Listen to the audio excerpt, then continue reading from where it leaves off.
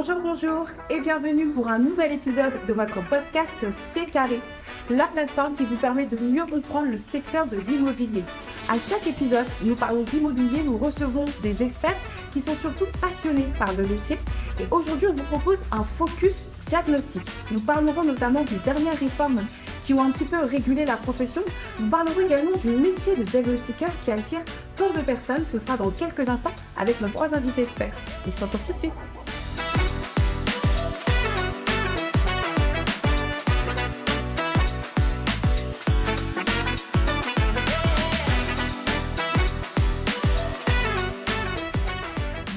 Sur le plateau de C'est Carré, je le disais tout à l'heure, on parle de diagnostic et pour ce faire, j'ai la chance d'avoir avec moi 3 experts. Alors on va commencer avec Hassan Web. Salut, comment tu vas? Ça va très bien, merci. Sois le bienvenu sur ce podcast.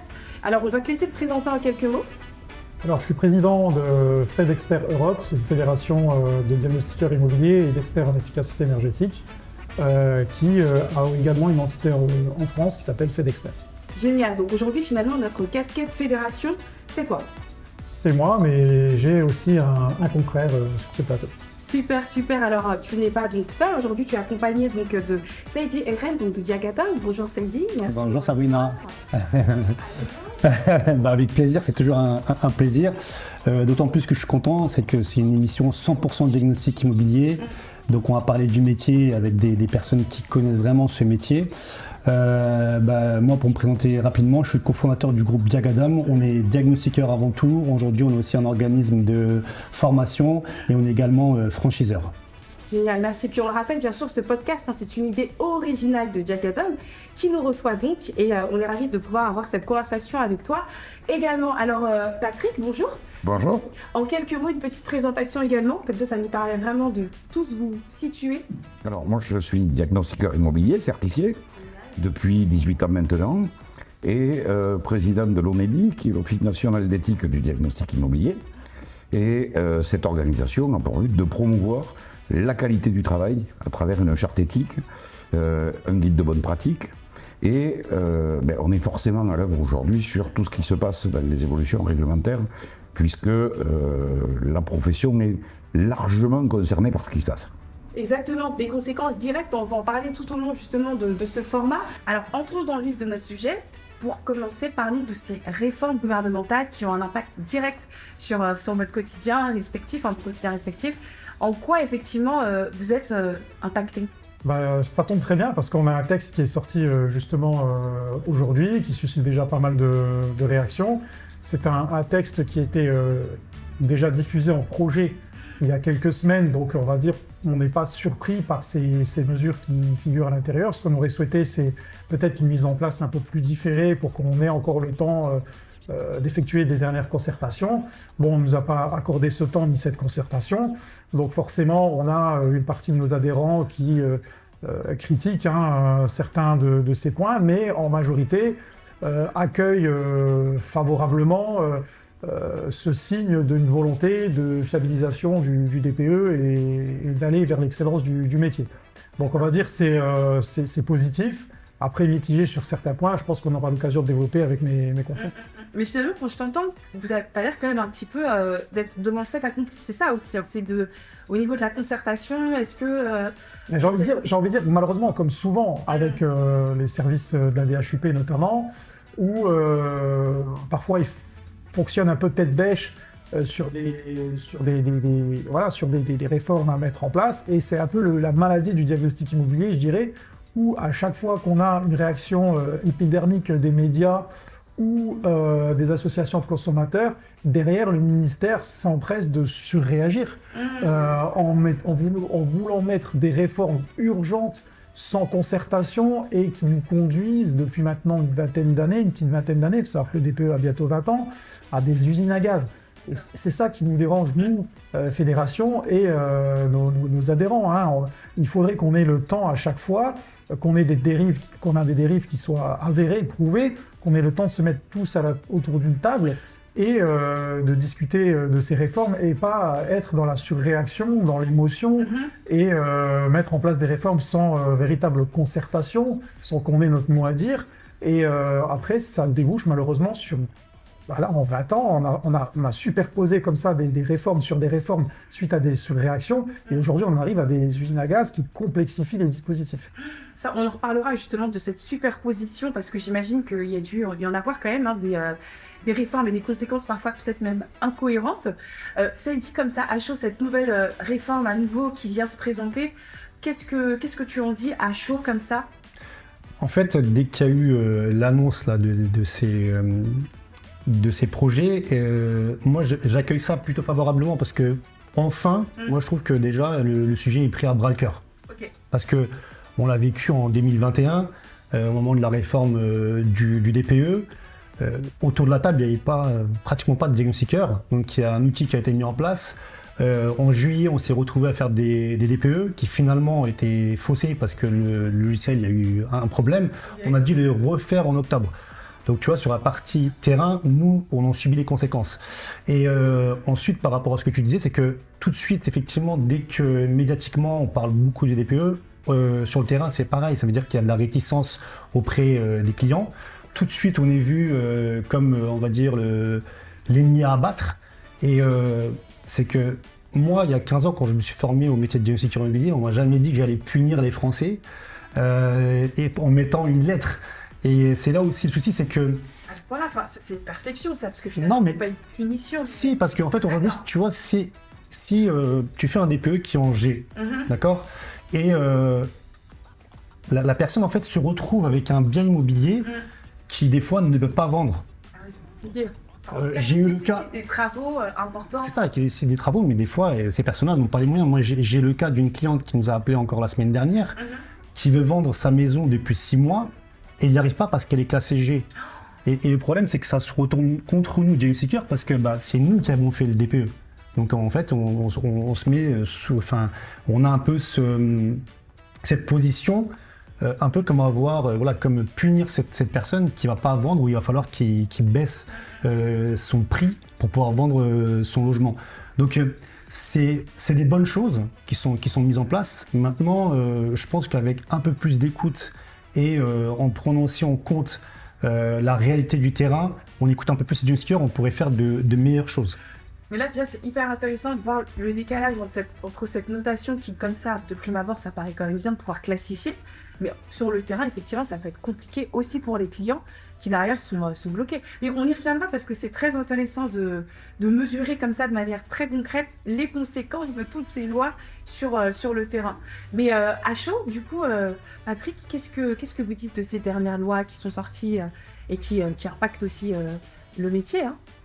Alors, la première chose, c'est, nous, à l'ONEDI, nous nous réjouissons du fait que, enfin, les pouvoirs publics décident de se saisir du sujet, avec une vraie volonté d'amélioration et de fiabilisation des diagnostics, parce que ce serait mensonger de dire qu'il n'y a pas de diagnostics qui ne sont pas ni bien faits, ni ceci, ni cela. Voilà, donc, c'est pas un monde parfait. Le monde du diagnostic a besoin d'être fiabilisé. On sait que ça va passer par une étape de formation, notamment de la formation universitaire, que ça passe par la formation continue pour les acteurs déjà en place. Et toutes ces belles idées sont au final, puisque on va dire l'objectif et la ligne d'horizon sont plutôt vécus comme étant positifs, mais l'outil pour y arriver se trouve contraire à l'objectif recherché. Et ce qui est souvent le cas. Tu l'évoquais sur la précipitation dans laquelle a été fait le DPE 2021 quand il a fallu tous les rééditer. Ça a été une catastrophe. Là, on risque de se retrouver, par exemple, avec l'arrêté qui est paru hier, avec, d'un côté, soit l'obligation pour le propriétaire d'être présent sur place alors que c'est pas toujours possible, même si c'est souhaitable, et d'un autre côté, l'impossibilité pour le diagnostiqueur de réaliser le DPE s'il n'est pas là. Donc, dans cette volonté de fiabilisation, il y a une précipitation à écrire le texte sur lequel, je crois, personne n'a réfléchi aux conséquences. C'est ce que nous trouvons un petit peu dommageable, c'est-à-dire que, fondamentalement, il n'y a pas eu de concertation sur le sujet. On ne nous a pas posé la question, comment est-ce que vous, voilà le texte que nous proposons, comment est-ce que vous vous allez pouvoir l'appliquer?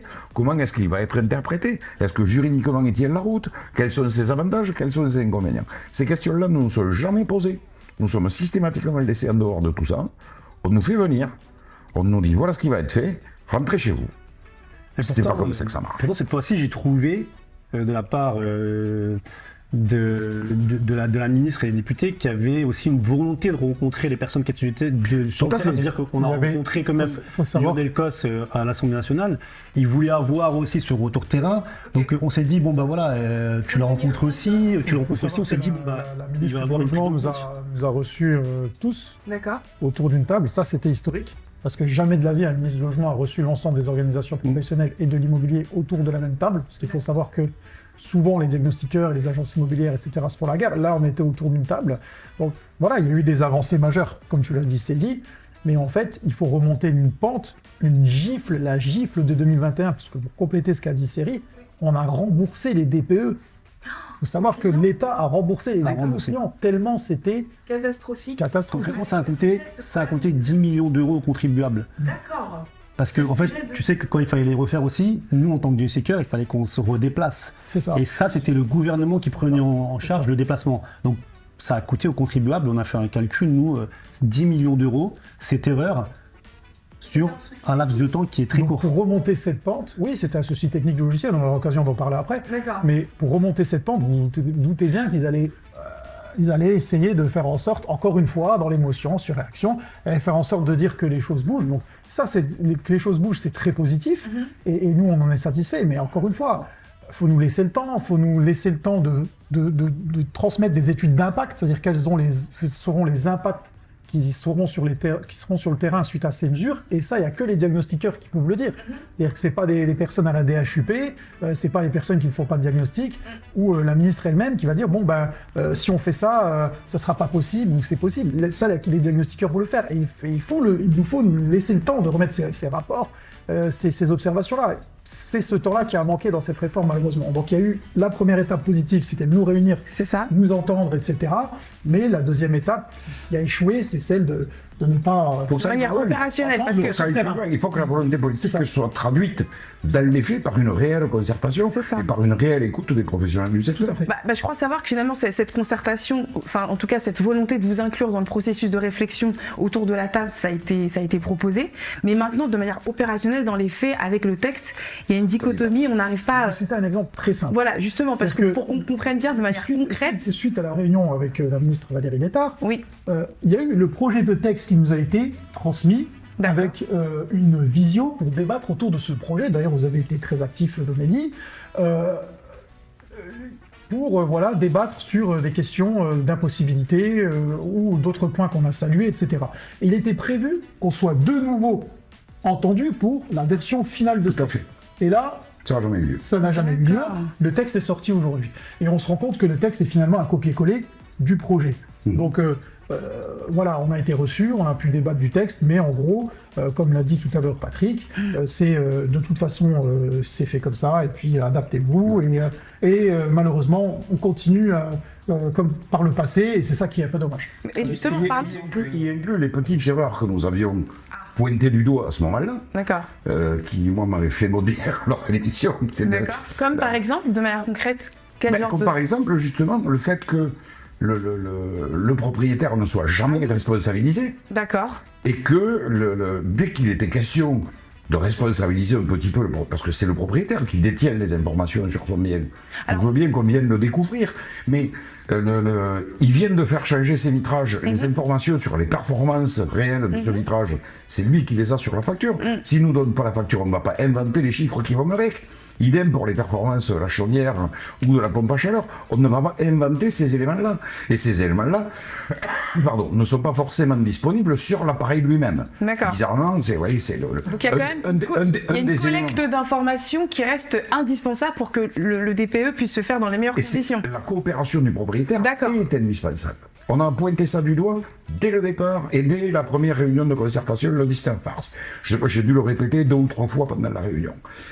Au final, quand on revient là-dessus et qu'on demande quelles sont les mesures de responsabilisation du propriétaire qui seront proposées dans l'arrêté, c'est blanc, silence et on change de sujet. Il est hors de question, visiblement pour les pouvoirs publics, de parler de la responsabilité du propriétaire dans ce que va être le résultat du DPE. Or, on sait très bien, pour un exemple concret, mais on réalisait récemment action délibérée du propriétaire de ne pas fournir les informations parce que il fait partie d'une organisation, d'une fédération de propriétaires qui est vent debout contre le DPE et contre les diagnostics en règle générale, qui se dépêche de ne pas fournir les informations pour obtenir une note dégradée, puisqu'évidemment avec des valeurs par défaut, dans la mesure où on n'a pas l'information, on rentre une valeur par défaut, qui se dépêche donc de ne pas fournir ces informations pour avoir donc un DPE dégradé, et qui au final va faire venir un deuxième diagnostiqueur à qui il va donner les informations pour être bien sûr d'avoir deux DPE totalement différents pour pouvoir dire deux choses. Un, le DPE ça vaut rien, la preuve, deux diagnostiqueurs différents, j'ai deux notes différentes, alors qu'en fait la note est uniquement due au fait qu'il a transmis ou pas les informations. Et au final, pour pouvoir dire, moi de toute façon, c'est tant qu'il existera des possibilités de valeur par défaut, on considérera que le DPE... Mais moi, je t'entends ça, je sais pas si c'est votre quotidien. En fait, ça veut faut savoir, et ça moi j'aime bien le rappeler, c'est que le DPE, c'est quand même un outil collaboratif. Ça veut dire que le diagnostiqueur seul ne peut pas faire un DPE complet. Il y a plusieurs parties. Le propriétaire doit participer, les syndics doivent y participer, et bien sûr le diagnostiqueur qui est professionnel, qui est là aussi pour aller chercher les bonnes informations, il doit y participer. Pour donner aussi un cas concret, nous on a souvent le cas des appartements qui sont au dernier étage. D'accord. Je te prends un cas qui arrive encore il y a 2 semaines. On intervient dans un immeuble de 4 étages, dernier étage, donc immeuble des années 80. On ne sait pas s'il y a une isolation ou pas qui a été refaite entre temps. Donc nous, on doit rentrer la valeur par défaut. Donc valeur par défaut, concrètement, ça veut dire quoi? Ça veut dire qu'on prend l'année de construction. Donc qui est 1980. Donc forcément, on se retrouve avec un lettrage en F. Le propriétaire qui était quand même dans l'action nous a dit mais moi je pense qu'il y a eu quelque chose qui a été fait parce que quand j'ai acheté on m'a parlé de ça. Donc il s'est passé quand même quelques semaines pour que le syndic puisse lui répondre, pour lui dire oui il y a une isolation qui a été faite dans les années 2010, ils nous ont fourni le document et là tu vois, on est passé de F à D. Donc déjà le DPE n'est pas figé, ça ne veut pas dire forcément qu'une passoire thermique aujourd'hui le sera dans 2 semaines. Parce qu'il suffit juste qu'on obtienne un document, une information, et là ton DPE change. Il change complètement. Donc, tu vois, c'est là où aussi c'est important que toutes les parties puissent participer et qu'on ne reporte pas en fait cette partie risque que sur le diagnostic. Bien sûr, on est des professionnels payés pour ça. C'est ça. On doit chercher l'information, mais moi la toiture, j'aurais pu jamais savoir. C'est-à-dire que soit il y a l'info, soit il y a. Isolé en 2010 par exemple. D'accord. C'est là aussi toutes ces contraintes qu'il faut être pris en compte. Par exemple, une autre mesure où moi je trouve c'est bien, mais il faut aller plus loin. L'imposition du QR code, c'est une très bonne chose. Mais le QR code ne dira pas si le diagnostiqueur qui intervient chez le client est compétent ou pas. Il ne dira rien. C'est juste pour savoir si c'est une bonne gestion ou pas. C'est juste pour vous identifier, c'est ça? C'est ça, exactement. D'accord. Donc aujourd'hui, c'est de dire, voilà, le diagnostiqueur qui intervient chez moi, c'est CIDRN, je sais que c'est lui parce qu'il a le bon QR code. Par contre, ça se trouve, mon DPE, je l'ai fait de façon à la va-vite, mais ça ne me dira rien sur la qualité de mon intervention. On ne sait pas si c'est CIDRN qui est lui, il n'y a pas sa photo. Il y a peut-être un autre CIDRN, mais aussi, il n'y a pas la photo. Il y a des mesures qui sont proposées, qui sont très bien, comme la géolocalisation, où voilà, on peut encore trouver des subterfuges. Ce que je dis, c'est que la géolocalisation, par exemple, le diagnostiqueur peut très bien attendre pendant 45 minutes devant un logement, à se fumer une cigarette. Parce qu'il y a des diagnostiqueurs qui se trompent de... Non, mais aujourd'hui, il y a des diagnostics, et ça pourra-t-en parler, et il y a des diagnostics qui sont faits par téléphone. C'est des personnes qui ne déplacent pas. Même pas de téléphone, copier-coller. Ça reste très peu, ça reste une minorité, mais c'est le problème, c'est que ça crée des dégâts en fait, sur l'image du diagnostic. Bien entendu, d'accord. C'est pour ça qu'il y a des propositions qui sont faites très bien. Effectivement, c'est très bien de la part des politiques, ils ont compris qu'il y avait des enjeux, mais il faut aller plus loin, et pour aller plus loin, il faut prendre la réalité du terrain. Simplement pour donner un exemple concret sur le texte qui est paru hier. D'accord. L'article 1er donc, de cet arrêté modificatif indique que donc, le diagnostiqueur doit présenter sur site le QR code de sa certification au commanditaire ou son représentant. Ok, c'est donc une obligation. On est d'accord. On fait quoi si le propriétaire est là? Je ne peux pas lui présenter. Comme j'ai l'obligation de le faire, je dois m'arrêter là. Ah bah oui, parce que normalement... Donc il n'y a pas de DPE. Mais ça sous-entend que finalement, le propriétaire doit être présent du coup. Ben alors, est-ce que c'est une obligation? Est-ce qu'une obligation faite au diagnostiqueur immobilier, puisque on est là dans un arrêté qui concerne le cadre de la certification du diagnostic. Est-ce que ce qui est imposé pour l'application de la certification du diagnostic s'impose au propriétaire? Les juristes nous disent non. Donc, sous-entendu, le propriétaire doit être là, mais l'endroit dans lequel c'est écrit fait que ça ne peut pas s'appliquer au propriétaire, et s'il n'est pas là, il n'y a pas de DPE. D'accord. Juste pour revenir à ce que je disais tout à l'heure, s'il y avait eu la moindre concertation là-dessus, nous aurions pu leur dire immédiatement, mais par retour de mail en un quart d'heure, voilà le travers que comporte votre texte, corrigez-le. Ou il peut être corrigé comme ça, etc. Ça a été remonté, Ça a été remonté, c'est juste que ça n'a pas été pris en Ça n'a pas été pris en compte. Oui, en plus. Parce qu'il y a une autre chose qui nous pose un problème, et pour moi je pense qu'il va y avoir un problème de constitutionnalité, c'est lorsqu'on dit dans le texte que l'organisme certificateur, sur un soupçon de fraude, pourra suspendre le certifié. D'accord. Donc soupçon de fraude ne veut pas dire fraude, c'est-à-dire qu'il y a présomption d'innocence, ce que je sache. Et ça voudrait dire que si un propriétaire, un locataire, peu importe, celui qui fait établir le DPE, n'est pas content de sa note et est au courant que si j'embête le diagnostiqueur auprès de son organisme certificateur, je vais le bloquer, je vais Il peut y avoir des abus aussi. Voilà, on ouvre la porte à des Ah, autre abus. chose. Alors voilà, nous, ce qu'on a demandé par rapport à cette proposition, c'est que soit vous donnez des prérogatives de puissance publique aux organismes certificateurs, pour qu'ils aient ce droit-là de contrôler, de vérifier si effectivement c'est frauduleux, pas frauduleux, soit vous donnez ça à une autre entité, parce que ce n'est pas le travail, à l'heure actuelle, du certificateur de juger s'il y a potentiellement une fraude, et dans ce cas, priver de travail un diagnostiqueur. Parce que pour lever ce doute, il va falloir envoyer Qu'il y ait une enquête, j'imagine. une sorte d'enquête, donc envoyer un examinateur sur site pour pouvoir voir ce qui a pu se passer, ou isoler le diagnostiqueur sur un site pour voir sa pratique, si elle est encore correcte ou pas. Donc ça va prendre un certain temps pour planifier cette opération, et ça va coûter de l'argent au diagnostiqueur, parce qu'on n'envoie pas un examinateur en déplacement une demi-journée gratuitement. Donc, Mais ce qui m'étonne, c'est Peut-être du surtout. mal à le faire donc aujourd'hui. nous, on a remonté ça, Alors, soit vous donnez la pouvoir de puissance publique, pour la police, peu importe, aux OC, ce qui m'étonne, soit vous donnez ça à une entité qui pour elle, c'est son travail de faire cette vérification. En aucun cas, on a été entendu sur cette... Mais le problème, en fait, c'est qu'aujourd'hui, Par exemple, vous, en tant qu'organisme formateur, aujourd'hui, vous avez cette possibilité de suspendre, entre guillemets. pas nous, pas l'organisme Certificateur. C'est C'est certificateur, ok. C'est là où moi je rejoins à ça, c'est que nous, D'accord. en tant qu'organisme de Formation, oui.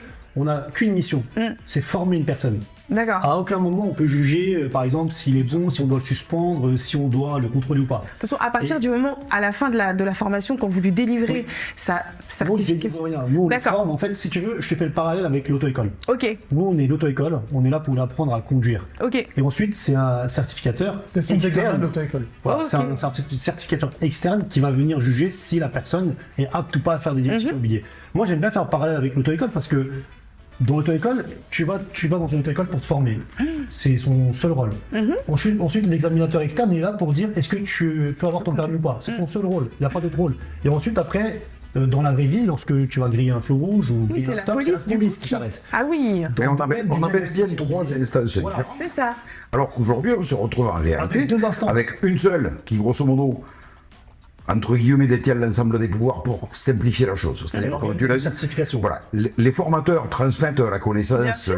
et ça s'arrête là. Et ensuite, les certificateurs délivrent le certificat, contrôlent, suspendent, radient. Non. Ça fait Et beaucoup. tout ça en étant payé pour ça par D'accord. celui qui doit être radié. Oui, Je ne connais pas d'autres métiers dans lesquels un fournisseur vient vous interdire de travailler. En clair, on va prendre un exemple très très simple. Celui de l'auto-école est tout à fait valide, mais on va en prendre un plus simple. Dites à un restaurateur que demain, l'entreprise qui lui fournit les sacs poubelles va venir décider de son menu et lui dire quand il doit ouvrir ou fermer. c'est la même Je chose. pense que ça marchera pas. Aujourd'hui, c'est exactement ce que nous avons. Nous avons un fournisseur qui décide de ce qu'on fait, de comment on le fait, qui nous contrôle quand il veut, et qui en plus peut nous interdire d'exercer. Ça ne peut pas marcher. En fait, pour moi, ils ont beaucoup de pouvoir, ils sont jugés partis. Et lorsqu'on a rencontré Lionel Cos, on lui a dit, le souci c'est que ces organismes-là, aujourd'hui, ils font la pluie et le beau temps. Et il y a aussi un gros problème financier, c'est qu'aujourd'hui, un diagnostiqueur, pour pouvoir continuer à être certifié, il doit payer ces organismes-là. D'accord, avec concrètement, c'était des mises à jour au niveau du Donc, certificat. ça coûte à peu près 2000 € par an à un D'accord. diagnostiqueur. Donc il paye cet organisme de certification qui est là pour le contrôler. D'accord. Donc moi, ce que je disais aux députés, c'est que est-ce qu'aujourd'hui cet organisme-là a un intérêt à rindir un client qui lui ramène 2000 €. Ben, c'est ça en Donc fait. je faisais le calcul rapidement, on est 11 000 diagnostiqueurs à peu près, puis 11 000 fois 2000, ça fait un marché à 22 millions d'euros. Donc est-ce qu'aujourd'hui Alors, ces Après, il y en a, C'est- c'est- n'hésite pas à les suspendre parce que mais c'est très parce que c'est le rapport de La, l'argent. la, la, la réalité, Pour trouver la suspension, tu dois Oui, mais généralement, ces gens-là, ils partent dans un autre organisme. Aujourd'hui, dès qu'on a vu les chiffres du ministre, de la D'accord. il y a eu seulement 300 radiations en 2024. Ok. beaucoup de suspensions quand même. Beaucoup de suspensions. Ouais, mais je suis sûr qu'il y a beaucoup plus de. Non, mais l'idée dénonciations sur le DPE l'idée en fait c'est quoi et de- L'idée en fait c'est quoi C'est le sujet- c'est soit l'organisme certificateur, il est payé par l'État. C'est ça. On regarde tout son. Et là, il y a une son savoir, ses neutralité qui pouvoirs, se. Il est payé par l'État. Soit il certifie juste le candidat. c'est ça. Sauf Et que c'est c'est certifié. quelqu'un, une autre entité. Une autre entité On verra, externe. plus tard, sur quoi on planche, tous, mais une autre entité qui viendrait faire ce contrôle. Parce que là, il y a comme une sorte de conflit d'intérêts du coup. Oui, c'est ça. Et même, complètement. je reviens aussi sur le cas de la propriétaire dont on parlait tout à l'heure, c'est dit, qui par exemple aurait une mauvaise note en G et qui pourrait potentiellement être frustrée et ensuite aller se plaindre du diagnostiqueur ou du diagnostic alors que malheureusement il est vrai. Donc finalement c'est une posture qui est très compliquée, hein. C'est-à-dire que et auprès de la clientèle c'est compliqué, et pour avoir les infos c'est compliqué, et auprès de l'organisme certificateur c'est compliqué. Je vois Ça- que vous êtes dans une... C'est la raison pour laquelle, et fort de tout ce qu'on vient de dire, la réalité c'est que on se retrouve, comme tu l'as dit, avec une entité commerciale, puisque le c'est ça. certificateur est une entité commerciale, Exactement. qui est en plein conflit d'intérêts avec un de ses clients, qui donc ne peut pas exercer ce rôle-là indéfiniment. Et c'est la raison pour laquelle est proposée la création d'un ordre professionnel, Ok, qui est tout bêtement, comme on le trouve dans d'autres professions, parce qu'il faut quand même le rappeler, le diagnostic immobilier est une profession réglementée. d'accord. On n'est pas simplement des commerçants ou des gens de passage. Non, non, c'est une profession réglementée, qui répond à une réglementation, qui a une obligation de contrôle, de gestion de sinistralité et de formation continue, comme toutes les professions réglementées. Donc, la création de cet ordre, qui serait donc régi par les certifiés eux-mêmes, où, effectivement, doit être donné à cet ordre-là la notion de juridiction ordinale, comme ça se passe avec d'autres ordres professionnels, qui donc déchargeraient l'organisme de certification des missions de contrôle sur lesquelles ils sont en conflit d'intérêts, qui aurait ce pouvoir de juridiction ordinale, et donc éventuellement avec des sanctions graduées. Il n'y a pas que la sanction, hein, il y a aussi la notion de montée en compétence. Un diagnostiqueur qui commet une petite erreur sur un DPE parce qu'il n'est pas très à l'aise avec une notion, il vaut mieux leur envoyer quelques heures en formation pour qu'il se mette à l'aise avec ça que de lui dire simplement t'arrêtes de travailler. Ça devient complètement délirant sinon. Et par contre c'est le cas dans lequel on est aujourd'hui, c'est-à-dire que la moindre plainte signifierait la mort.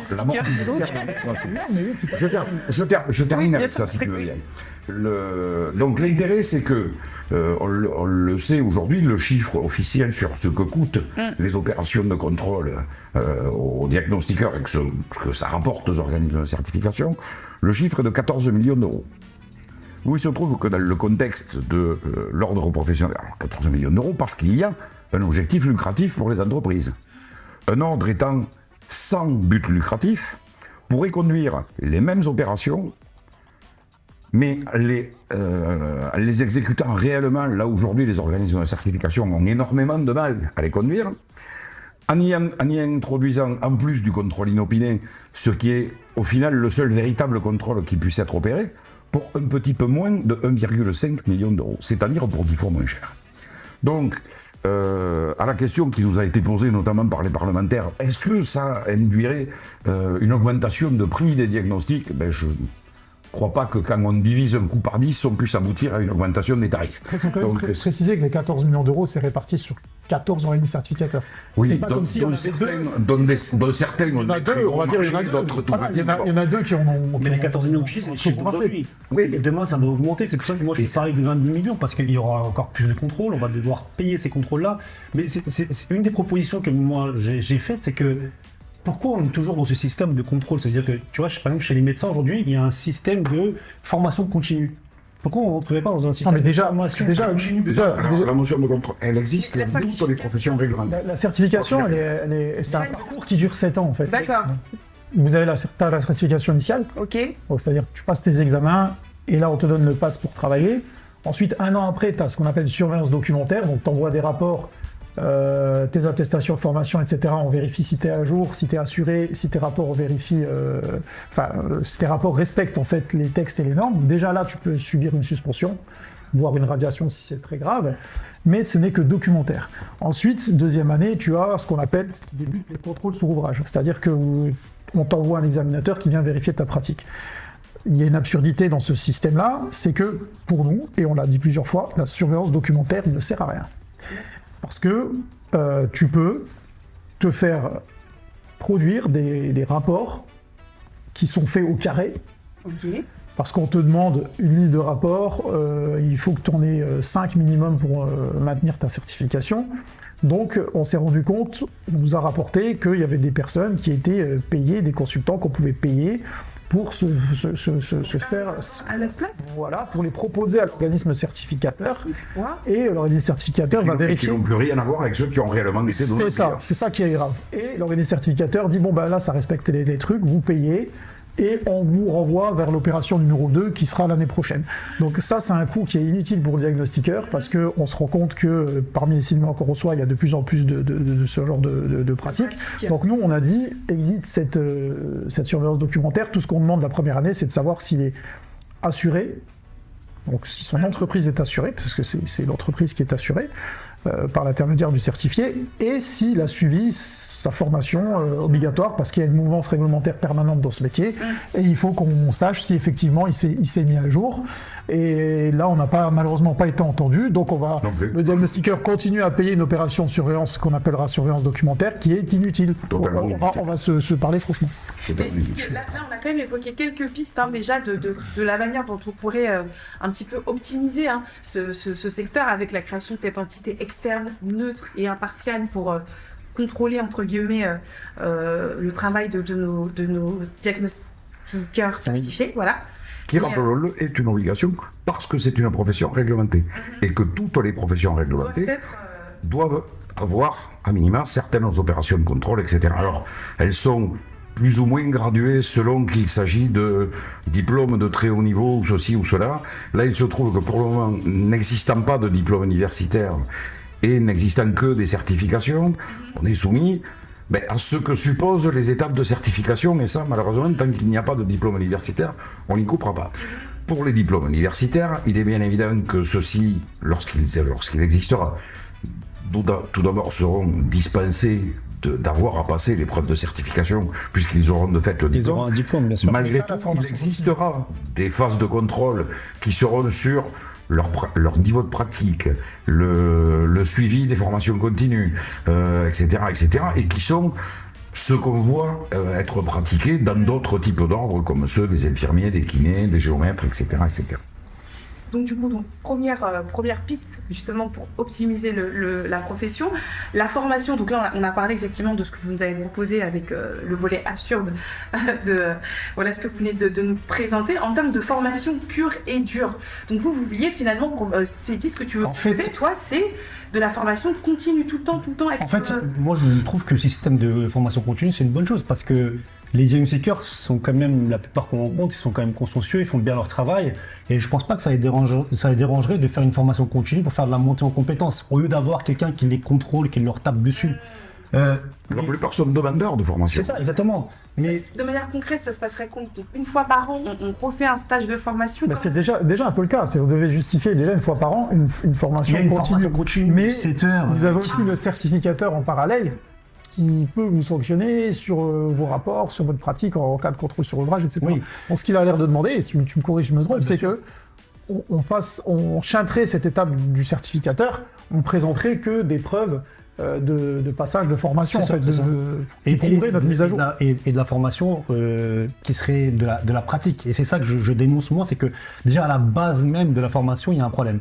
T'imagines qu'on est sur un métier qui est terrain, et aujourd'hui, lorsqu'un futur diagnostiqueur passe ses certifications, il fait que de la formation théorique. Ça, c'est hyper important Purement de théorique. l'expliquer. Il y a que là récemment il y a qu'ils ont l'arrêté, rajouté voilà, 2 quelques jours sur le DPE. voilà, c'est pas assez. Mais tu t'imagines que quand même Combien sur... de semaines de formation en tout. On parle de 3 mois de formation. Et Sur 3 mois, tu as 2 jours terrain obligatoire. Ah oui, effectivement. C'est très peu. C'est pour ça que nous, on demande qu'il y ait au moins 3 à 4 semaines de formation terrain. En fait, j'aime bien dire ça, mais tu peux pas devenir boulanger sans avoir touché de la farine. Ah bah C'est-à-dire oui. qu'aujourd'hui, tu as des diagnostiqueurs qui sortent de certains centres qui ne savent même pas c'est quoi une machine à gaz, qui ne savent pas c'est quoi une Mais il faut machine que ça à soit son. imposé, parce que ce qu'il dit là, il y a des possible. organismes et des écoles qui proposent des formations très longues, d'1 an, 2 ans, et ça a été mon cas. Moi, j'avais développé à l'époque un cursus de ce type-là, mais ça n'attire pas, premièrement, les employeurs qui veulent quelqu'un de très rapidement opérationnel. Donc, à un moment donné, lorsqu'ils... Et puis parce que c'est cher. Voilà. Puis parce que c'est J'allais dire, ils revendiquent à avoir des formats, des certifiés hyper calés, etc. Mais lorsqu'il s'agit d'attendre 1 an ou 2 ans pour en avoir un, ils ne veulent pas attendre. Et puis, il y a un second problème, surtout en ce moment, c'est que ça coûte de l'argent. Donc, voilà, donc ce qu'il faudrait faire, ce serait l'imposer, parce que si on l'impose et que ce soit harmonisé, on n'aurait plus le choix, tous les organismes de formation proposeraient cette offre, et on n'aurait plus le choix que de travailler qu'avec des personnes formées de la sorte. Alors, quand comment on peut je changer disais tout à l'heure que les diagnostiqueurs sont demandeurs de ces choses-là, c'est une réalité. Moi, l'ONEDI n'est pas une organisation qui est très ancienne, hein, puisqu'on a été créé officiellement au début de l'année, même si on a commencé à travailler un petit peu avant. On a institutionnalisé des ateliers compétences, qui sont fin de journée, ça dure 1 heure, 1 heure et demie, on aborde un point particulier. Alors un coup ça va être le thème juridique là-dessus, un coup ça va être les ponts thermiques, le DPE, un coup ça va être ceci, cela. Il assiste qui peut, parce que là aussi, en fonction de son emploi du temps, etc., etc. On a essayé d'institutionnaliser ça. Mais il y a de plus en plus de monde à chaque fois. Ils viennent et se disent, ouais, mais c'est bien, j'ai appris quelque chose. Et ils viennent pourquoi ? Ben déjà parce que c'est pas une demi-journée qu'on doit bloquer. Voilà, c'est en fin de journée, on se met devant son ordinateur, tranquille, etc. On participe un peu parce que c'est interactif quoi qu'il arrive. Et au final, c'est très instructif. On est focalisé sur un seul point, donc on n'a pas une masse de connaissances à intégrer sur un court laps de temps. On est sur un point particulier sur lequel on s'est focalisé. Ça fonctionne très bien. Et je dis, et non seulement ils sont demandeurs, mais quand on leur demande les sujets qu'ils veulent aborder, sur le serveur de l'ONEDI, c'est une avalanche de sujets qui débarquent. La formation, Si on voulait en faire ne serait-ce qu'un tous les soirs, je pense qu'on pourrait en faire pendant 5 ans. La formation continue, moi pourquoi j'en parle ? Parce qu'on le fait chez nous depuis des années, ça veut dire que justement. nous, nos diagnostiqueurs, tous les trimestres, on se prend une matinée, on va les former par exemple, on va les reformer sur le sujet de l'électricité. Le trimestre d'après, ça va être sur le gaz. Et en fait, on le voit que sur le terrain, c'est porteur, parce qu'on a beau être certifié, il faut toujours revoir les normes, les textes. Sur le terrain, des fois, on rencontre des choses qu'on n'a jamais vues, même au bout de 10 ans de diagnostic. Et ça marche chez nous, parce que je vois qu'il y a un effet positif sur le diagnostiqueur. Mais ça marche Si on peut le faire à l'échelle nationale, bien sûr. Le souci, c'est qu'il faut que ça devienne la norme, que ce soit imposé, mais pas que. C'est-à-dire qu'il faut derrière une autorité régulatrice qui vienne vérifier la mise en application des textes. C'est-à-dire qu'aujourd'hui, le diagnostiqueur, il est soumis à plein d'obligations, avec plein de textes derrière. On a retrouvé malheureusement quelques diagnostiqueurs qui dérivent. Mais il existe aussi des dérives auprès des centres de certification et aussi des centres de formation. Moi, je voudrais développer quand même quelque chose qui me surprend. C'est-à-dire qu'aujourd'hui, il y a des textes, quand on organise de formation, on doit suivre un certain nombre de jours de formation théorique minimum, pratique minimum, comme l'a dit Cédric tout à l'heure. Et le problème, c'est qu'il y a encore quelques organismes, malgré le fait que pour dispenser de la formation en diagnostic, il y a différents agréments à obtenir. On ne peut pas se lever le matin et faire de la formation en diagnostic. Mais comment ça se fait ? Il y a encore un certain nombre d'organismes de formation, ce n'est pas la majorité, mais il y a encore certains qui s'affranchissent en fait de ces textes et qui continuent à délivrer de la formation DPE en 3 jours. Au lieu de 11 format actuellement. rapide, quoi. Voilà, alors qu'il y a des textes. Mais est-ce que c'est pas le marché, Alors moi je me pose la Ça, question, c'est pas comment la ils ont été demande, agréés? c'est le marché qui Moi est je me demande tellement comment ils ont Parce que été c'est un agréés. marché qui est très fort finalement. Il y a énormément de demandes. Oui, mais il y a- C'est des métiers d'avenir. Texte qui vous impose, Bien et un entendu. agrément lié à ce texte qui vous impose un certain nombre de jours de formation. Donc comment ils ont été agréés? Parce que on va sur leur site internet, on se rend compte que il y a 3 jours au lieu d'11 jours, il n'y a pas de pratique au lieu d'avoir de la pratique. Comment ils ont été agréés? Express, Parce que s'ils n'avaient pas d'agrément à obtenir, bon, on peut se dire, bon, ils font un peu ce qu'ils veulent, il n'y a pas de gendarme. Mais là, il y a un texte quand même, Mais qui s'expose quand même à parce qu'au moment des contrôles. Oui, mais comme personne ne l'applique. C'est pour ça que l'intérêt d'un ordre professionnel serait de pouvoir, alors au-delà du fait qu'ils aient obtenu leur agrément, etc., que cet ordre professionnel puisse exercer un minimum de contrôle, mais là aussi, régulier, récurrent. C'est pas simplement, on vous a donné la bénédiction pour X années, et puis on reverra dans X années. Il n'y a que deux organismes de certification des centres de formation, puisque tout à l'heure on parlait des certifications des diagnostiqueurs, il y a 14 organismes. Là, il n'y a que 2 centres de certification des centres de formation. Comment l'un de ces 2 centres peut délivrer, alors que c'est gros comme une maison, nous on nous a rapporté des signalements quand même inquiétants. On se dit, on ne peut pas occulter la responsabilité des organismes de certification. C'est pas quelque chose, c'est pas une fente qui a été oubliée. Là, c'est gros, quoi. Je veux dire, une formation qui doit durer 11 jours, elle en dure 3, il y a un problème. La création de comme cette tu disais tout à l'heure, c'est là où dans le métier. La création de l'ordre professionnel permettrait à la fois de contrôler les diagnostics, mais en continu, mais aussi pas simplement ces organismes. Initialement, les organismes de formation, et puis on revoit X temps après, au bout du délai d'attribution, on se revoit tous les X années. Ça pourrait être du contrôle en continu, en réalité, de ce qui est fait, et notamment à travers les remontées, comme toi tu les as et comme nous les avons aussi. Mais on comprend pas, il y a un tel il fait ça, l'autre il fait comme ça, etc. Il suffit d'aller voir, et puis c'est comme ça ou c'est pas comme ça. Et auquel cas, ils ont, en plus de l'agrément initial, celui de l'ordre professionnel qui dit là vous pouvez y aller, là vous pouvez pas. En clair, c'est nous accepterons, si vous sortez de tel organisme, nous accepterons de prendre en compte votre formation. Si vous venez de tel autre pour lequel nous avons observé des dérives, nous ne la prendrons pas en compte. Tu fais une liste noire, en fait, un peu comme. Non, comme pas forcément. Pas avec forcément. les James Seeker, il y avait un moment. J'aime pas ce mot de liste noire. Simplement de dire, voilà, c'est là aussi pour un organisme de formation, il se peut très bien que pour une raison X ou Y, ils soient passés à travers un truc, les rappeler. Ils se remettent dans l'ordre, 1 ou 2 mois après, ils retrouvent leur capacité à faire. Oui, c'est un réel contrôle. Voilà, c'est pas forcément une volonté de profiter de ces petites failles. C'est peut-être aussi, voilà, ça peut être au détour, voilà, ils sont peut-être passés à la trappe de quelque chose, ou etc. Mais par contre, ce qui m'intéresse, ce qui m'interpelle, c'est la fameuse blacklist des diagnostiqueurs là, dont on vient de parler. Oui. Parlons justement de ça. Le diagnostiqueur, aujourd'hui, c'est aussi un petit peu le policier de l'immobilier avec quand même des clichés, une image qui n'est pas toujours très favorable, alors que c'est un très beau métier, plein d'engagement. Il faut parler quand même de la genèse du métier, et il faut savoir que c'est l'État qui a créé ce métier. Ok. C'est-à-dire que, comme il l'a dit tout à l'heure Patrick, c'est un métier réglementé. À partir du moment où vous êtes un métier réglementé, c'est que c'est l'État qui vous a créé. Donc si l'État donne l'avis au diagnostiqueur, c'est aussi à l'État, à un moment donné, d'assumer certaines choses.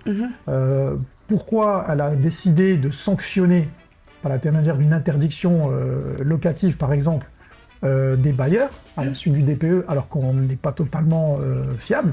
Donc ça, c'est déjà une première erreur. Deuxième erreur, il y a un manque de communication autour du DPE et des autres diagnostics également, parce qu'il faut savoir que le diagnostiqueur, c'est pas que du DPE, il œuvre pour la santé des biens et des personnes. Donc, on a une absence totale de communication à travers des spots publicitaires. On en fait pour le Covid, on en fait pour la sécurité routière et pour plein d'autres choses, pour des maladies cancéreuses, etc. Donc pourquoi on n'en ferait pas? Pour expliquer ce que c'est que le DPE. Donc on a complètement lâché le diagnostiqueur, on l'a créé, mais on l'a lâché. Lâché sur le terrain, lâché en matière de soutien, parce qu'aujourd'hui il n'a pas de soutien. On devrait très rapidement faire un spot pour expliquer que le notaire doit faire son travail de vérification, de certification, que le bailleur ou le donneur d'ordre, etc., doit donner des informations, parce que ces informations-là vont conditionner la qualité de son DPE. Plus il y aura d'informations qui vont rentrer, et plus son DPE sera non seulement fiable et mieux noté, parce que plus il y a de valeur par défaut, moins bien il est noté. Donc, à un moment donné, le diagnostiqueur, lui, il fait quoi? Il est sur le terrain, c'est ça son métier. C'est pas de communiquer, c'est ça en fait qu'il faut des campagnes, d'information. Et aujourd'hui, c'est nous, en tant que diagnostiqueurs, qui faisons ces campagnes d'information. Nous, par exemple, chez Diagadom, on a mis en place des ateliers qui traitent du sujet. On va vers les professionnels de l'immobilier. Ça peut être des notaires, ça peut être des syndics ou des agents immobiliers. Et on leur dit, voilà, comment lire un DPE aujourd'hui, quelles sont les conséquences lorsqu'il y a de l'amiante dans un logement, pour qu'eux, ils puissent en fait informer aussi leurs clients. Mais nous, on les fait ce travail parce qu'on sent que c'est nécessaire. Et effectivement, c'est aussi au pouvoir public de pouvoir le faire. Après, moi, j'ai une proposition, je pense, qui peut être assez forte et impactante. C'est que pour moi, je pense qu'il faut supprimer les lettres du DPE, clairement. D'accord. Ne plus Parce avoir que- ce système de Non, notation. parce qu'en fait, quand on regarde sur les autres diagnostics, que sur l'électricité, le gaz, l'amiante, le C'est une plomb, conclusion. il n'y a pas de notation. C'est une conclusion. Oui, Et parce que- aujourd'hui, le DPE, le fait qu'il y ait une notation, C'est ça qui est tendu. on est sur un système voilà, punitif en fait, et je vois pas ce que ça apporte concrètement, à part faire pareil dans les médias. Moi, je vois pas ce que le lettrage apporte parce que on se le disait Oui. un peu tout à l'heure en off, même pour le diagnostiqueur, d'être comme ça en front line avec bien sûr, le quand client. tu annonces à un c'est-à-dire, client qui met voilà. en G, Ça peut être dangereux. si ton client tu le sens pas La bien, lettre est rouge. tu lui annonces pas. c'est C'est au feeling, tu sais, comme on disait tout à l'heure, ça c'est au feeling, c'est que il y a des clients, tu vas pas leur annoncer que c'est un G parce que tu sors pas de chez lui. Hein. Voilà, là j'extrapole, mais sinon la de Doberman dans un 40 mètres carrés. C'est pour ça que pour moi, la proposition, je finis là-dessus, Patrick, pour moi, la proposition, c'est que je pense qu'il faut clairement resserre les supprimer les lettres. Pourquoi? Parce qu'on va revenir à la base du DPE qui était informé et ensuite donner des recommandations pour rénover. Et je vois pas en quoi, en fait, le fait d'avoir des lettres t'emmène vers ça. D'accord. Merci. Alors, pour revenir sur ce que tu disais initialement, c'est un beau métier. Oui, ce qu'il faut rappeler, c'est que la mission du diagnostic immobilier, qui porte sur 6 domaines, DPE, termites, amiante, électricité, gaz et plomb. Le plomb, c'est le saturnisme. Le saturnisme, c'est encore entre 1500 et 2500 cas par an. Le saturnisme, c'est grave. Un gosse qui va ingérer du plomb, mais le plomb se fixe dans les cellules du cerveau, le gosse il est foutu, il faut en faire un autre. Hein. C'est pardon pour l'expression, mais j'espère qu'elle est suffisamment marquante pour qu'on se rende compte de ce que c'est. L'amiante, il y a encore des morts tous les ans de l'amiante. Alors, on pourrait se dire, l'amiante, oui, mais c'est vieux, c'est il y a longtemps, etc., etc. Oui, tous ceux qui devaient mourir de l'amiante sont déjà morts. Non, non, il y en a encore tous les ans. Le Parlement qui avait décidé de suspendre les travaux sur l'amiante, ils ont décidé au final de les reprendre. Parce que ils se sont aperçus que ce serait une erreur de suspendre ces travaux-là. L'électricité, qui est à l'origine de départ de feu, 9 cas sur 10 Oui, aujourd'hui. des incendies domestiques elles sont liées à des départs de feu liés à l'électricité. Risque de électrocution aussi. Bien sûr. Voilà. Le gaz, n'en parlons pas. L'explosion d'une citerne gaz ou autre chose. La mort C'est par voilà. monoxyde. Donc, Ça on a une mission de santé publique Oui, complètement. et une mission environnementale. Pour le DPE, j'allais dire, au-delà de la mission environnementale, on a aussi une mission, entre guillemets, sociologique, c'est-à-dire que, oui, on le sait, on va être obligé de toute façon d'abandonner à terme certaines énergies fossiles, etc., etc. Et c'est absolument pas un discours politique, c'est juste une réalité. Aujourd'hui, ça devait être un indicateur de tout ça, et de pouvoir dire aux gens, voilà, votre logement aujourd'hui, alors, le fait qu'il y ait une étiquette ou pas, moi, à la limite, j'allais presque dire ce qui est fait après, et qui est une décision, là, pour le coup, purement politique, Le problème, c'est qu'on ramène tout à l'étiquette. m'intéresse C'est ça moins. le problème. C'est ça, Mais tout ça, c'est- tu as bien raison, Il y a mais aussi des conséquences c'est sur la le prix dimension. du bien, il y a des conséquences En fait, directes. Oui, ça peut Voilà, le c'est faire. ce qu'il disait, ce qu'il disait Patrick, c'est qu'on a un rôle à la base qui est pas du tout dans cette optique de punir. Aujourd'hui, tu imagines qu'une lettre peut influer le prix de ton logement. Mais c'est ça. Mais c'est pour ça que Mais je ça, dis, heureusement. la sagesse serait Heureusement, en réalité, suspendre prenons cette- simplement cette un logement. Vous avez aujourd'hui à la construction des logements BBC. Un logement de 100 mètres carrés qui va consommer entre 250 et 300 euros par an d'énergie. Parce qu'il est bien isolé, parce qu'il est pourvu d'une pompe à chaleur, de certaines énergies renouvelables, etc., etc. Donc, disons, ça va coûter 300 euros par an. Vous avez le même logement à côté qui est un bâtiment des années 80 qui va consommer 3000 euros par an. Vous allez y habiter pendant 20 ans. La différence, 2700 euros que multiplie 20, je vous garantis, ça fait déjà le prix du logement. Donc on se rend compte que ça n'a pas... Mais Patrick, C'est il faut- pas simplement... Il faut être dans une politique, il faut accompagner les On est Français, d'accord, pas on est les d'accord, punir. mais c'est exactement Là, pour le ça problème, c'est qu'avec l'aide du DPE, on est en train de punir le propriétaire qui est réfugié et j'en Ah non, le plus j'en rencontre tous les il jours se des punit tout seul. propriétaires. Mais ce que je veux dire, Non, mais est-ce que c'est le propriétaire qui a décidé d'être Non, mais la base du problème, c'est surtout qu'on n'est pas fiable dans le dispositif. C'est-à-dire qu'on ne peut pas interdire une location alors que... Mais le nous, métier on n'interdit lui-même rien n'est pas du tout. fiable. Aujourd'hui, pourquoi Nous, on n'interdit rien du tout. Pourquoi aujourd'hui les Nous, on fait diagnostiqueurs pas se font Oui, jeter c'est- des c'est- tomates? Ils se font jeter des tomates parce qu'on leur dit vous, non seulement vous nous sanctionnez parce qu'on ne peut pas louer, parce qu'on doit faire des travaux qui nous vont coûter de l'argent, très parce cher. qu'on doit baisser notre prix, parce que je l'ai dit tout à l'heure, jusqu'à 20% quand on est passoire ou non passoire. mais votre truc n'est pas fiable. Alors la sagesse, c'est quoi? C'est de suspendre cette interdiction le temps qu'on soit en fiabilité complète. Et il faut savoir qu'il n'y a aucun pays européen qui le fait. Hein. D'accord. C'est-à-dire, l'interdiction de location, Oui, bien sûr. on est le seul pays européen à interdire à la location un logement sur la base du DPE. Donc il faudrait dire, on fiabilise. Ah, mais Pour l'instant, les enjeux sont on émet des observations à titre probatoire, c'est-à-dire que vous êtes une passoire. Si demain la mesure passe, sachez que vous allez devoir faire ça. Une fois qu'on est fiable, éventuellement, on n'était pas obligé de le faire, mais éventuellement, on applique cette suspension. Mais ça de location. arrivait très vite aussi. C'est pour ça qu'après, il y a eu des dérives. Ça Mais veut on dire n'était pas que- obligé de le faire. On On n'était pas obligé de le faire, effectivement. Et il y a eu plein de dérives derrière. Ça veut dire qu'aujourd'hui, tu as des clients, clairement, qui vont sur du Airbnb, sur d'autres types de locations, parce qu'il Non, n'y a c'est pas fini, ça, encore aujourd'hui. cette interdiction. Mais c'est C'est fini ça aujourd'hui. C'est pris là-dessus. On voit comme des policiers. Vous voyez, déjà, Décidé Vous êtes en mesure, en tout cas, de bloquer, entre guillemets, une location ou une... Ah non, pas nous. Non, pas Non, mais l'impact du DPE, oui. Pas non. par notre intermédiaire. Par notre C'est la intermédiaire. conséquence du constat que nous faisons. C'est-à-dire, le seul responsable de cet état de fait, c'est le propriétaire. Je veux juste vous raconter une anecdote assez simple. Juste avant de revenir sur les anecdotes, donc on y arrive dans quelques instants. Je voulais juste en quelques mots, parce qu'on parle beaucoup de fiabilisation. Est-ce que l'intelligence artificielle aujourd'hui, qui est au cœur de tous les secteurs d'activité, peut aussi être un allié pour vous en tant que diagnostiqueur? Est-ce qu'on peut optimiser? Moi, je pense que oui. faciliter? En quelques mots, parce qu'on est déjà sur le terme Oui. du podcast, ça passe trop vite. Mais moi, je suis convaincu parce que nous-mêmes, on développe un outil pour faire du DPE prédictif. Super. Donc, ça peut être bien, ça remplacera jamais un diagnostiqueur. Vous n'avez pas une IA qui va aller faire des relevés. Par contre, ça peut être utile pour relever des incohérences, par exemple. Et ça peut être utile pour aider le diagnostiqueur à préparer son diagnostic.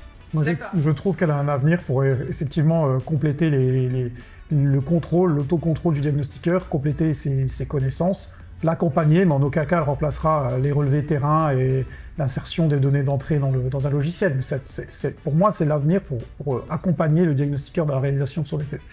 C'est intéressant, Patrick. Ben, exactement. Ben, je vais vous rejoindre tous les deux assez facilement. Au même titre que les aides à la conduite que nous avons aujourd'hui dans un véhicule ne vont pas remplacer le conducteur. Hein, mais effectivement, les GPS sont de plus en plus fiables, les avertissements qu'on peut avoir vocalement, visuellement, qui sont donnés justement par tous ces programmes d'informatique et d'intelligence artificielle, vont aider le conducteur, diminuer l'accidentologie, etc., etc. C'est parfait, mais ça ne remplacera jamais le diagnostiqueur, quoi qu'il arrive. Super, merci infiniment pour ce temps d'échange très riche. Vraiment, c'était très intéressant de pouvoir plonger comme ça au cœur de ce métier. C'est vrai qu'on n'a pas beaucoup de temps parce que la conversation elle est juste vraiment très séquencée. Il y a énormément de choses à dire sur la profession, mais on a quand même un aperçu de ce secteur qui reste finalement très porteur, énormément de potentiel. En quelques mots, vraiment dernier tour de table, une petite anecdote et bien entendu un mot d'encouragement pour toutes les personnes. Si vous souhaitez aussi devenir diagnostiqueur, c'est peut-être pour vous cette phrase. Je vais commencer par l'anecdote. Donc, on reçoit des signalements en fait d'experts, comme souvent, et on traite bien entendu ces signalements. Et dans le traitement de celui-ci, on avait un propriétaire assez énervé d'avoir reçu une lettre G et apparemment injustement puisqu'il devait être en A, donc forcément ça interpelle quand il y a un écart important comme celui-ci.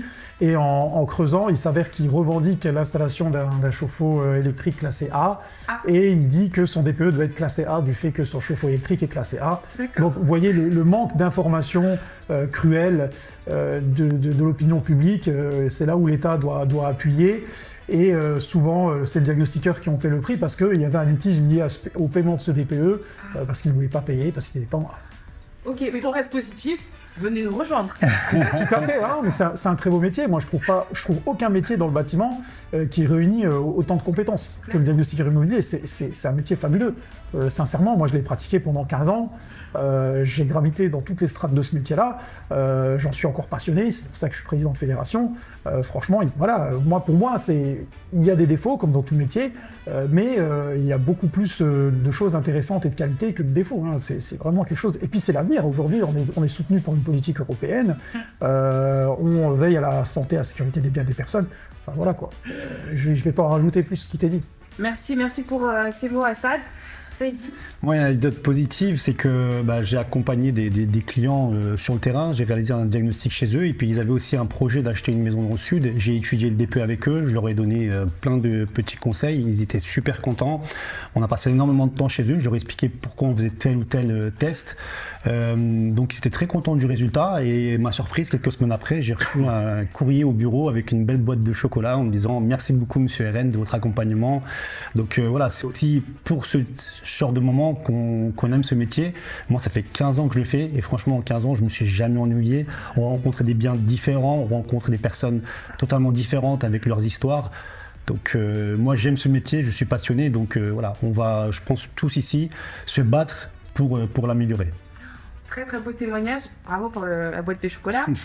Patrick. Je vais terminer moi aussi sur quelque chose de très positif, même si à ce moment on a une telle chapeau de plomb dessus qu'on a plutôt un ressenti qui est plutôt négatif que positif.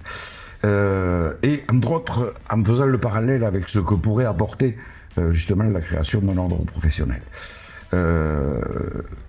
On l'a vu aujourd'hui, il y a un réel manque d'information du grand public. Et on s'aperçoit, on l'a vu à travers la déferlante de demandes qui arrivent sur le site de l'ONEDI. D'ailleurs, les gens peuvent aller se connecter, onedi.fr, c'est assez facile, onedi.fr. Ils ont un accès direct pour les particuliers pour poser leurs questions.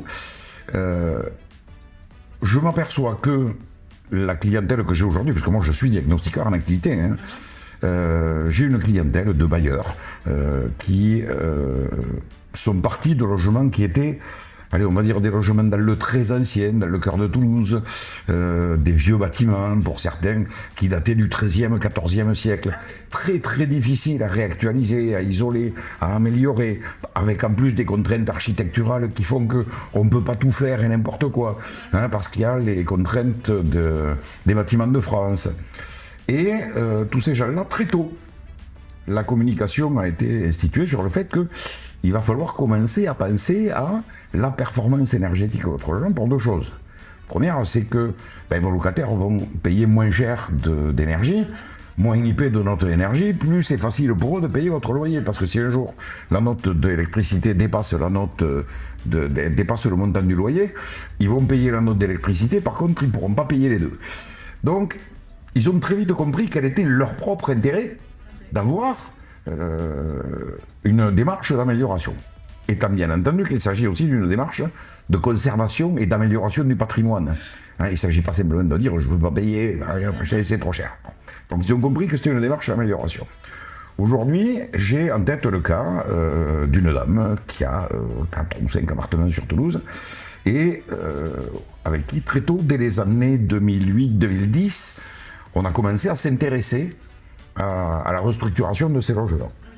Aujourd'hui, la plupart de ces logements sont classés B ou C. Donc avec des factures d'énergie très basses. Elle loue ses appartements quasiment 2 fois le prix du marché. Sur ce quartier-là. Et quand on lui demande pourquoi, justement, elle arrive à ce niveau de loyer et donc à la valorisation de son patrimoine, c'est simplement, elle dit, c'est ça qu'ils n'ont pas à payer en électricité, moi je le récupère sur le loyer et ça me finance les travaux que j'ai initiés il y a une dizaine d'années. Tout le monde est gagnant. Voilà quelle est la vraie démarche que nous pouvons avoir à travers l'information, et c'est du véritable accompagnement à la restructuration des biens et à la conservation du patrimoine. Ça, je rêve que tous les propriétaires, au lieu de faire de l'obstruction de base à travers ce dont on a parlé tout à l'heure, se rendent compte qu'il s'agit fondamentalement de les aider dans ces démarches-là, de les accompagner dans ces démarches-là, pour que demain on ait un habitat positif et que tout le monde ait envie de bien y vivre. Merci pour ces témoignages. Vraiment, nos 3 experts, là, c'était très enrichissant. Vous l'avez compris, le métier du diagnostiqueur vous attend. C'est un métier avec une diversité de compétences et d'expertise à découvrir. Et puis, n'hésitez pas, c'est aussi une expérience humaine, ça je tiens à dire, parce que finalement, c'est surtout ça qui revient. Vous êtes au cœur quand même d'un métier très humain. Donc voilà, n'hésitez pas, si vous souhaitez rejoindre cette aventure, vous avez toutes les infos. C'était donc le podcast C'est Carré. On se retrouve bientôt pour une prochaine discussion tout aussi captivante. À bientôt messieurs. À bientôt. Merci. Merci.